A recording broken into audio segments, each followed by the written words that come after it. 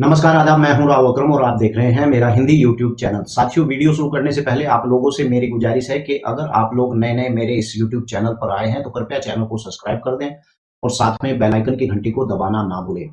आज की इस वीडियो में हम जानेंगे कि अगर आपके द्वारा किसी भूमि पर कब्जा किया हुआ है और आपके पास उस भूमि के कागज नहीं है, या आपने बहुत पहले से उस भूमि पर काबिज हैं लेकिन उसके कागज नहीं है, तो आप उसके कागज कैसे बनवा सकते हैं? और साथ ही जानेंगे कि कब्जा और अवैध कब्जा क्या होता है और कब्जा किस हालात में होता है, और कब्जा अगर आपके पास इस प्रकार की कोई भूमि है तो उस भूमि का आपको देख रेख करना बहुत ही जरूरी होता है। वह कैसे आप देख रेख करेंगे कि जिससे वो भूमि दूसरे के कब्जे में ना चली जाए। विस्तार से इस वीडियो के अंदर हम बात करेंगे और विस्तार से जानकारी लेंगे। लेकिन अगर आप लोग मेरे वीडियो को देखने से पहले आपको मेरा चैनल अच्छा लगता है तो वीडियो को लाइक जरूर करें। अगर आपका कोई सवाल है तो वीडियो के नीचे आप जरूर मुझे लिखें, मैं उसका सवाल का जवाब देने का प्रयास करूंगा। तो चलिए, मैं आपको लेकर चलता हूं अपने कंप्यूटर की स्क्रीन पर और वहीं पर आपको जाकर बताता हूं कि अगर आपकी भूमि पर किसी व्यक्ति के द्वारा कब्जा कर लिया गया है या आपके पास उस भूमि के डॉक्यूमेंट्स या कागज नहीं है, तो आप कैसे उसके कागज बनवा सकते हैं। तो चलिए कंप्यूटर स्क्रीन पर आते हैं और आपको मैं बता दूं कि मैं आपको इसीलिए आज अपने कंप्यूटर की स्क्रीन पर लेकर आया हूं ताकि आपको सही तरीके से इस बाबत समझाया जा सके। साथियों, सबसे पहले आपको मैं बता दूं कि अवैध संपत्ति का कब्जा क्या है। ये जानना बहुत ही जरूरी होता है कि अवैध संपत्ति का जो कब्जा होता है वह क्या होता है। अवैध संपत्ति का कब्जा होना एक समस्या है जो कि संपत्ति के अधिकारी द्वारा, यानी कि जो संपत्ति के अधिकार होता है, जिसे जो संपत्ति का अधिकारी होता है उसके द्वारा उसके स्वामी की मर्जी के बिना उसे अपने ऊपर जमा कर लेने का कारण उत्पन्न होता है। यदि कोई व्यक्ति यानी कि संपत्ति का स्वामी नहीं होता है लेकिन उसे बिना किसी अनुमति के दूसरे की संपत्ति पर कब्जा कर लेता है, तो इसे संपत्ति का अवैध कब्जा माना जाता है। जी हाँ, यदि व्यक्ति को संपत्ति स्वामी की अनुमति है और उसे संपत्ति का जो भूमि है उसका उपयोग करने की अनुमति है, तो वह कानूनी वैधता होगी, जिसके अनुसार व्यक्ति यानी जो भूमि का उपयोग कर सकता है। और इसी तरह किराएदारों के किराए पर संपत्ति की पेशकश की जाती है। इसके तहत यानी मकान मालिक किराएदार को एक समय अवधि के लिए संपत्ति का उपयोग करने के लिए सीमित अधिकार प्रदान करता है। इस समय सीमा के बाद यानी कि यदि अगर भूमि में निवास किया जाता है तो यानी कि संपत्ति पर अवैध कब्जा माना जाता है, अगर उस भूमि पर बिना मालिक की परमिशन के उस भूमि के अंदर यानी कि कोई व्यक्ति जाता है। कुल मिलाकर आपको यहाँ पर मैं समझा दूं कि अवैध संपत्ति का कब्जा क्या है।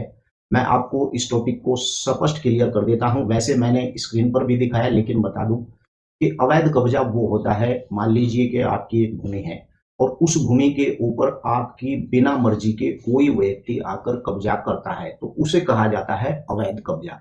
लेकिन अगर आपने किसी व्यक्ति को उस भूमि को यूज करने के लिए दिया है और उस भूमि को आपने उस व्यक्ति को उस भूमि रखने के लिए या यूज करने के लिए यानी कि उस भूमि को दिया है, वहां पर आपने उस भूमि का लीज एग्रीमेंट या इस प्रकार से कोई दस्तावेज बनाया है, किरायानामा बनाया है, लेकिन उसके बाद आप उस भूमि के ऊपर ध्यान नहीं देते हैं और पता चलता है कि आपका किराया भी नहीं आ रहा है और बाद में ये पता चलता है कि वो व्यक्ति तो उस भूमि के ऊपर कब्जा कर बैठा है। तो इसका मतलब होता है कि आपको उस भूमि के ऊपर पता था कि मैंने फला आदमी को जिसे दी थी वो व्यक्ति उस भूमि का यूज कर रहा है, लेकिन आपके पास कोई एक बार लिखित में था, लेकिन उसके बाद 11 महीने के बाद भी आपने उस लीज एग्रीमेंट को नहीं पढ़वाया और बिना किराया आप उससे वसूल कर रहे हैं, लेकिन आपके पास किसी प्रकार की कोई ऐसी रसीद वगैरह नहीं है, तो इसे कहा जाता है कि ये कब्जा आपकी देखरेख में हुआ है।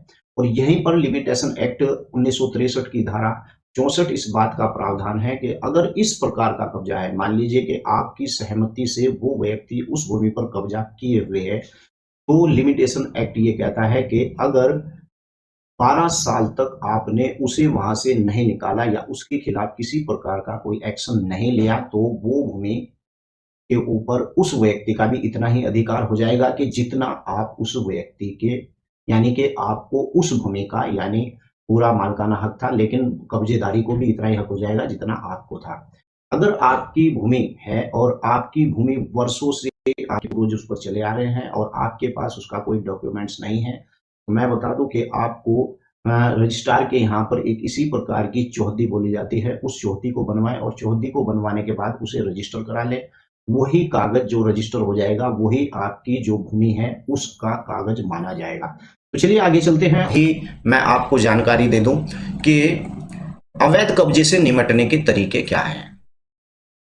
देखिए, अगर आपकी भूमि पर किसी ने कब्जा कर लिया है तो उससे निपटने के आखिर तरीके क्या हैं, तो चलिए इस पर जानकारी कर लेते हैं विस्तार से। अवैध कब्जे से कैसे निपटे। प्रॉपर्टी के मालिक को न तो केवल बाहरी संस्थाओं से निपटना पड़ता है बल्कि उसके किराएदार पर भी नजर रखनी पड़ती है। जी हाँ, जैसा कि मैंने आपको बताया कि आपको उसकी हर हलचल पर नजर रखनी होगी अगर आपने उस भूमि को उसे लीज पर दिया है, ताकि यह सुनिश्चित हो सके कि उनकी संपत्ति किसी भी धोखाधड़ी या गतिविधि का शिकार न हो।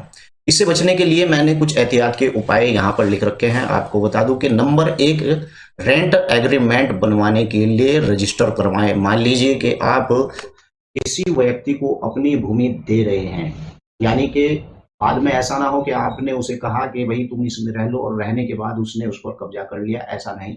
सबसे पहले आप रेंट एग्रीमेंट जरूर बनवाएं और उसे रजिस्टर भी करवाएं कि मैंने फला व्यक्ति को ये भूमि इतने साल के लिए लीज पर दिया है और ये व्यक्ति मुझे इतना किराया, जो भी उसके अंदर लीज एग्रीमेंट के जो है लिखा जाएगा, और कितने साल की लीज है, यानी कि 11 महीने की लीज है, तो इस प्रकार से आपको लिखवाना पड़ेगा।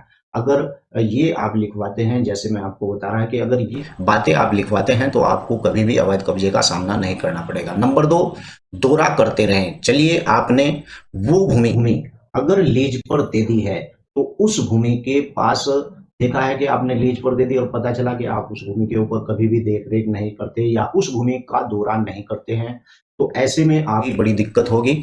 यानी दौरा, यह कहने की जरूरत नहीं है कि किसी भी प्रकार की धोखाधड़ी, यानी कि किसी भी प्रकार की छोड़ी हुई संपत्ति, यानी खास तौर पर वो जो प्रमुख लोकेशन पर स्थित है, भू माफिया और अपराधियों का ध्यान आकर्षित करती है। हालांकि प्रॉपर्टी की जो भौतिक फिजिकल सुरक्षा के लिए उचित व्यवस्था की काफी अहमियत है। यानी कि उदाहरण के तौर पर चार दीवारी का निर्माण, नियमित रूप से दौरा करना भी उतना ही आवश्यक है। अगर आपकी एक विश्वसनीय यानी केयरटेक को नहीं रखा है तो नियमित व्यक्तिगत दौरा जरूर करें।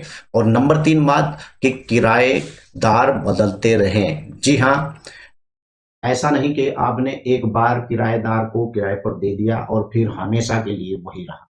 इस पर लिमिटेशन एक्ट 1963 की धारा 64 लागू हो जाती है अगर उसे 12 साल हो जाए।